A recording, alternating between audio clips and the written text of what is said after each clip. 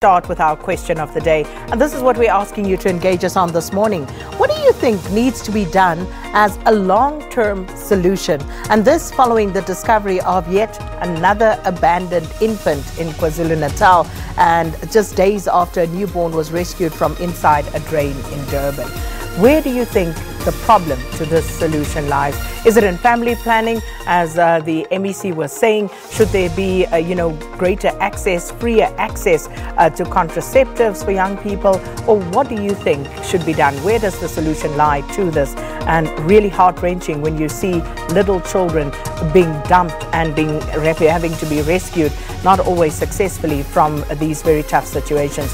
So let's engage on these social problems and tell us what your views are on this at Morning Live SABC. That's how you can get in touch with us. All right, so we move on now to some of the major stories of the day, and these are some of the big ones that we'll be tracking as well. So former National Treasury Director General Lungisa Fuzile, one of the people expected to take the stand today when the Commission of Inquiry into allegations of state capture resumes in Parktown, Johannesburg. Also, an international conference to discuss various sanitation issues affecting South Africa as well as the rest of the African continent will get underway in Cape Town. And the search for at least 15 people still missing after an explosion at the Gloria coal mine in Middelburg over the weekend is set to resume today. And in Zimbabwe, rescue operations to retrieve survivors and bodies at a gold mine are also expected to continue today. So far, 8 people have been rescued alive, while 24 bodies have been brought to the surface after they were trapped following heavy rainfall in the area. Some of the big stories to track today. All right, let's take a look now at some of the top trending topics and what it is that people have been talking about on social media. So, hashtag hands off Caster Semenya.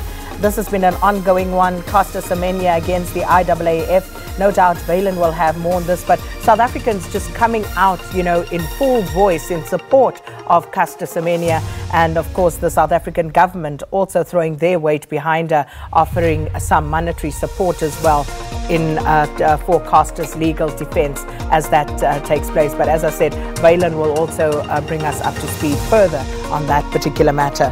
Then hashtag Cleo, and this of course is DJ Cleo, and he went to visit convicted rapist Bricks, and this is what he had to say. We all run our own races. He fell along the way, but the race is not over.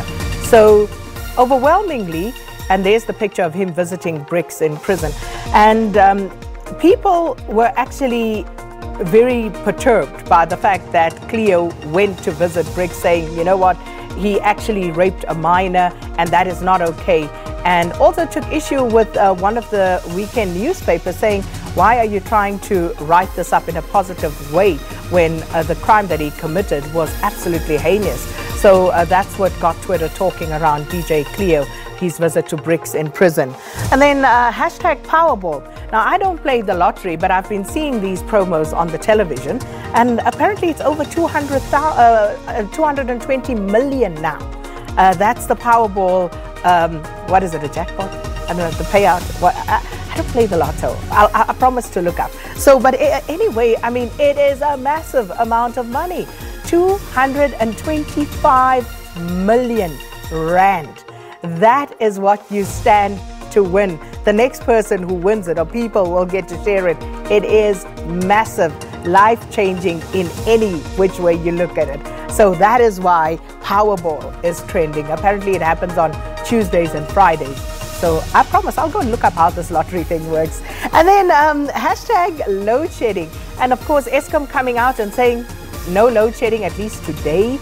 Not sure about the rest of the week. I guess we will find out as we go along. But of course, load shedding, last week we went from stage 2 to stage 4, and then it was stage 3 and back to stage 2. And on the weekend we were spared.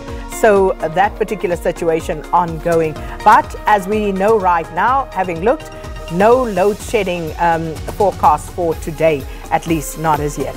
All right, so those are some of your top trending topics. It's time now to check in with Rob Byrne.